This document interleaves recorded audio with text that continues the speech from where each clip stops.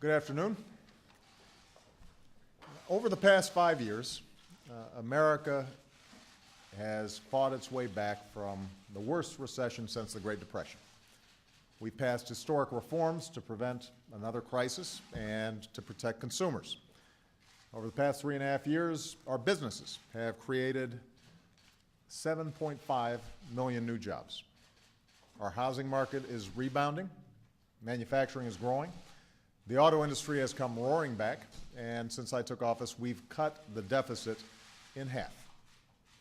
Now, I think everybody understands we've still got a lot of work to do to rebuild the middle class, but we've made progress, and we shouldn't do anything to threaten that progress.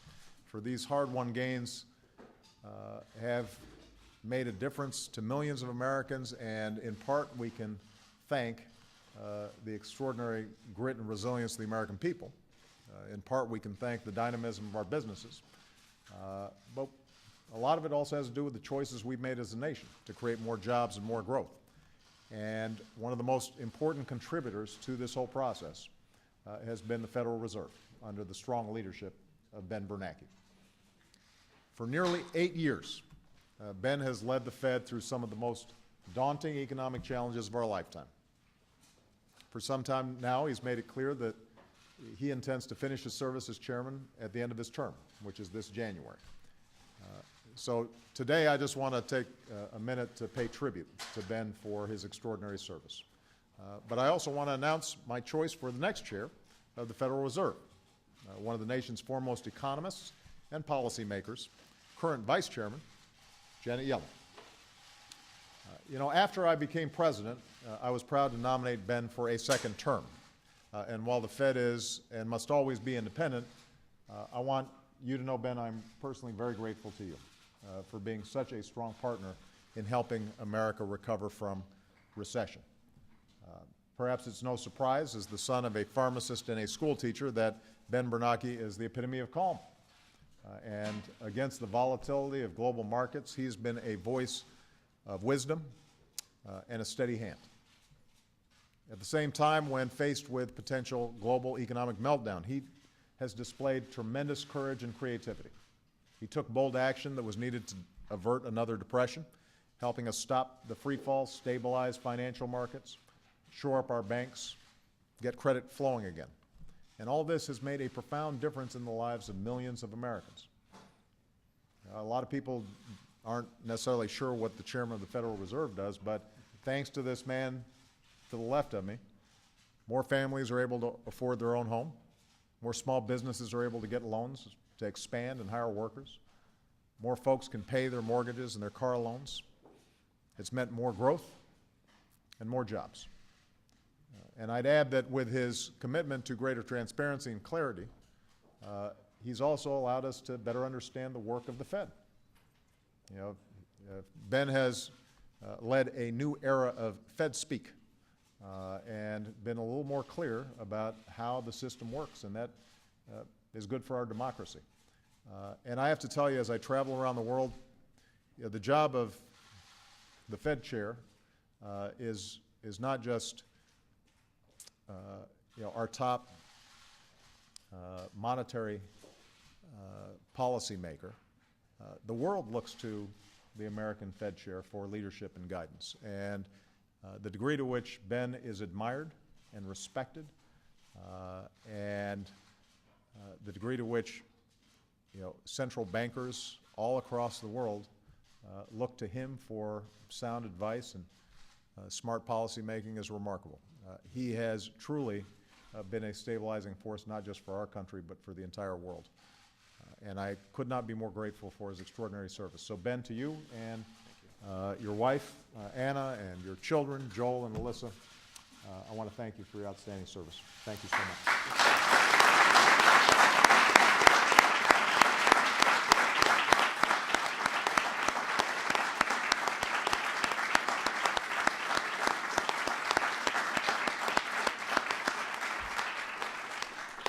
Now, as I've said, the decision on who will succeed Ben is one of the most important economic decisions that I'll make as president, one of the most important appointments that any president can make. because the chair of the Fed is one of the most important policymakers in the world, and the next chair will help guide our economy after I've left office. I've considered a lot of factors. Foremost among them is an understanding of the Fed's dual mandate.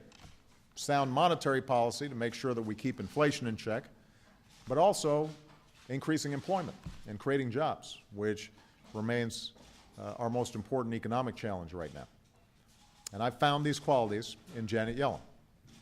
She is a proven leader, and she's tough, not just because she's from Brooklyn.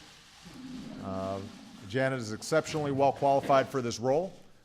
She's served in leadership positions at the Fed for more than a decade.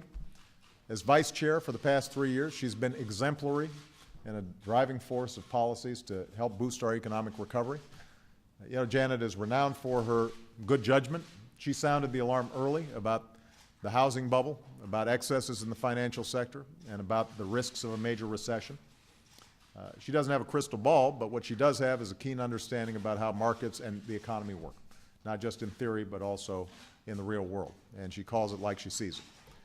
Janet also knows how to build consensus. She listens to competing views and brings people together around a common goal. And as one of her admirers says, she's the kind of person who makes everybody around her better. Not surprisingly, she is held in high esteem by colleagues across the country and around the world who look to the United States, as I said, and the Fed for leadership. Janet is committed to both sides of the Fed's dual mandate, and she understands the necessity of a stable financial system where we move ahead with the reforms that we've begun to protect consumers, to ensure that no institution is too big to fail, and to make sure that taxpayers are never again left holding the bag because of the mistakes of the reckless few. And at the same time, she's committed to increasing employment, and she understands the human costs when Americans can't find a job.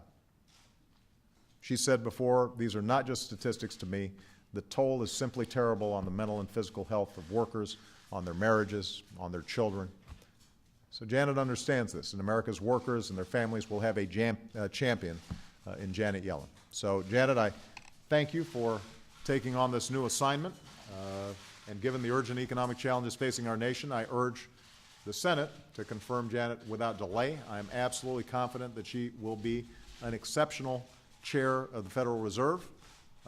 I should add that she will be the first woman to lead the Fed in its 100-year history. And I know a lot of Americans, men and women, thank you for not only your example and your excellence, but also being a role model for a lot of folks out there. So it's been said that Janet found love at the Federal Reserve, literally. This is where she met her husband, George, a celebrated economist in his own right. And their son, Robert, is an economist as well, so you can imagine the conversation around the dinner table might be a little different than ours.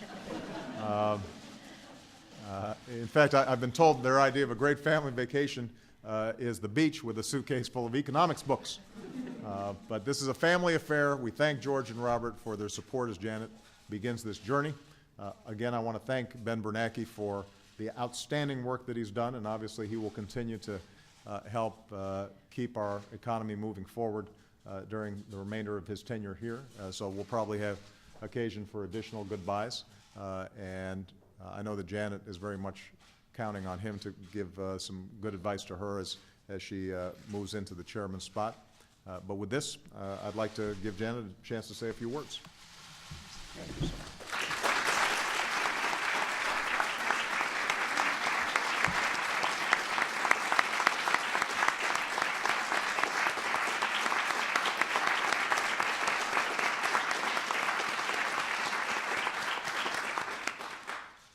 Thank you, Mr. President. I'm honored and humbled by the faith that you've placed in me. If confirmed by the Senate, I pledge to do my utmost to keep that trust and meet the great responsibilities that Congress has entrusted to the Federal Reserve to promote maximum employment, stable prices, and a strong and stable financial system. I'd also like to thank my spouse, George, and my son, Robert. I couldn't imagine taking on this new challenge without their love and support. The past 6 years have been tumultuous for the economy, and challenging for many Americans. Well, I think we all agree, Mr. President, that more needs to be done to strengthen the recovery, particularly for those hardest hit by the Great Recession. We have made progress. The economy is stronger and the financial system sounder.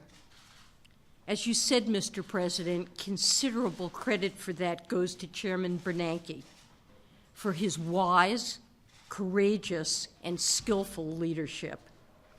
It has been my privilege to serve with him and learn from him. While we have made progress, we have farther to go. The mandate of the Federal Reserve is to serve all the American people. And too many Americans still can't find a job and worry how they'll pay their bills and provide for their families.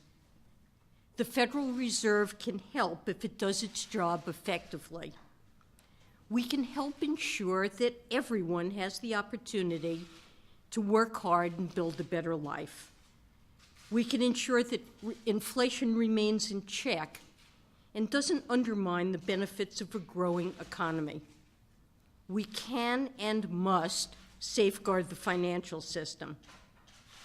The Fed has powerful tools to influence the economy and the financial system, but I believe its greatest strength rests in its capacity to approach important decisions with expertise and objectivity, to vigorously debate diverse views, and then to unite behind its response. The Fed's effectiveness depends on the commitment, ingenuity, and integrity of the Fed staff and my fellow policymakers. They serve America with great dedication.